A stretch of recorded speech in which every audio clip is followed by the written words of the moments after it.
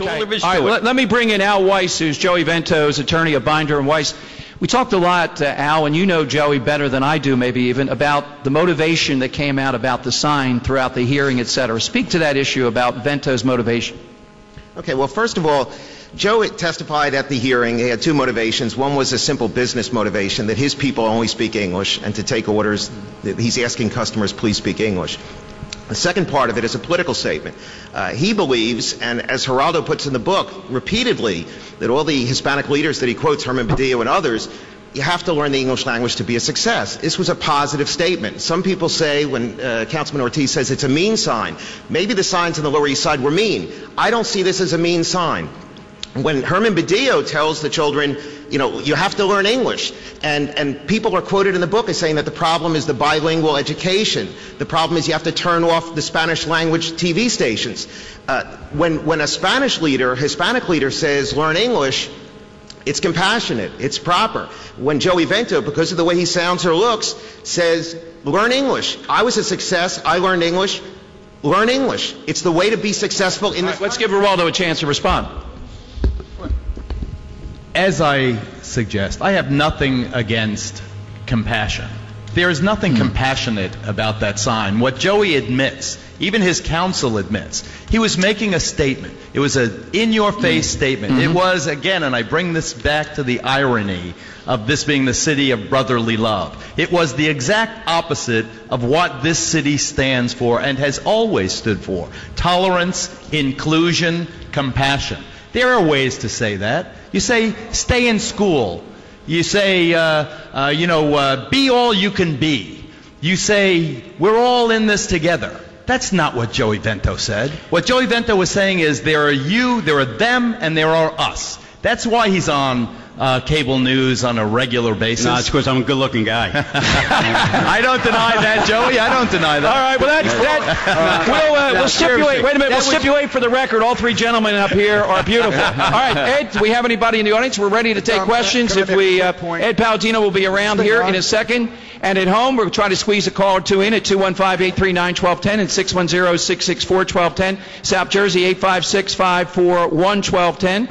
We'll try to get you in here on the Big Talker 1210. Stu Bykowski. I just wanted to make a quick point. I'm not a native Philadelphian, but I've assimilated, I think. And I love Philadelphia and what it stands for, but please, Geraldo, before we get overwhelmed with the feeling of love in the city of brotherly love, I'll remind you of the anti-Catholic riots in the 1800s. And I covered MOVE. I covered every city has their problems. I'm talking about the ideal. Yes, the ideal, but let's not gloss over. And you yourself admit that the coming here illegal is the lowest level of federal crime. It's still a crime. How can you be so upset when if we say it's illegal? I'm much more concerned with violent criminals who are upsetting the... Joey talks about the tens of millions, in Joey's view, 12 million, whatever Joey's using, 30 million, whatever it is, who are here, quote-unquote, illegally.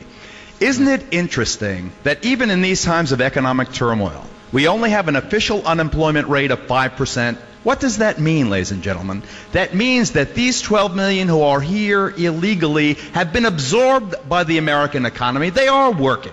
Joey says they're only doing $3 an hour jobs. That's not true. In the meatpacking industry, they are the unions. In the poultry processing industry, they are the unions. They have revitalized town after town throughout the West, through the South and the Southeast, North Carolina, Arkansas, Alabama. They lowered our culture of living and our standards. How dare you say that? How dare? Come on down 9th Street. I'll show you. What are you going to show me? You're going to show me Spanish people that have lowered your quality of life? Substandard wages. Is that what you're going to show me, You should be ashamed that you allow your people in the same way they live. You should be saying to yourself, get out of that poverty. People are capitalizing off of your people, and you are allowing it. You don't care about statistics because ignorance is bliss. Rise above that. Ignorance is bliss. Okay, Joey, hold up. We have special guest checking in, the guy who led another national flat point, Mayor Lou Barletta of Hazelden, Pennsylvania. Mayor Barletta is with us here to speak with Geraldo. Lou Barletta, it's a shame you couldn't make it today. I know you're doing an important speech in Harrisburg. You're on the Big Talker 1210 with Geraldo, Joey Vento, and Stu Bykowski. Hi, everyone. Nice to have an opportunity to talk today. Mayor, yes. We've been having this debate here. Geraldo, I'll let you ask the question. If you were holding a news conference with the mayor, what would you like to ask him about Hazleton? Is your city better off or worse off since you began your campaign against the immigrants in terms of the gross illegals, municipal product, in terms of the economic vitality of your downtown? How are you doing? Well, we have not been able to enforce the ordinance because of the restraining order put on the city. The city is much quieter. We have seen many illegal aliens leaving the city. However, we continue to have the problem until the ordinance could be overturned. For example, we just arrested and broke up a fraudulent documentation ring in Hazleton last week, where a young man was selling fake IDs to illegal aliens, and that was said that they were citizens from Puerto Rico. Yes. So we continue to see the problem, and our. Well, Mr. Mayor, can you address this question? Are you better or worse off? Well, we're still worse off until we can enforce the ordinance. We have seen many leave, but there continues to be a problem. How are your businesses in town faring as they leave? Well, actually, they're doing very well, Geraldo. Thanks for asking that, because 26 to 30 new Hispanic-owned businesses have opened up since I passed the ordinance. Many who have come to Hazleton to make it their home, that want me to protect their children and their businesses and their communities.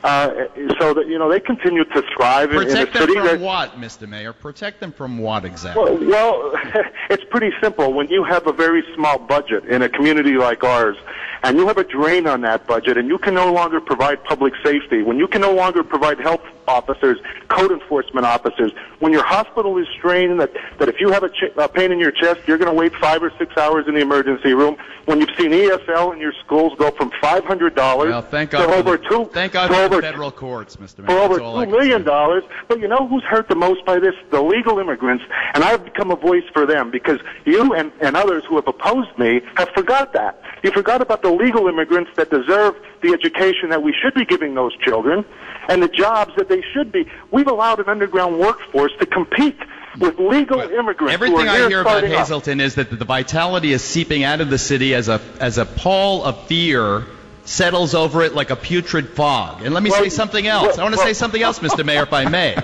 And let me say this about what Joey Vento said about my people, and he pointed his finger at me and said, your people, you should go down to your people. You know what's happening in this country? Spanish, you know what's happening in this country? The vast majority of the Hispanics in this country are legal. They are citizens. I had a call from a guy named Sergio. I was live on the radio, Fox Radio. He called me from Oregon. He's a citizen. He's got a kid, 2 sons, 1 5 and 1 7. Citizens, born in Oregon. The kids came home from school crying. Why? Because they were being called border jumpers in school. They are being singled out for their hate crimes are up against Hispanics 23% because of this kind of hate mongering.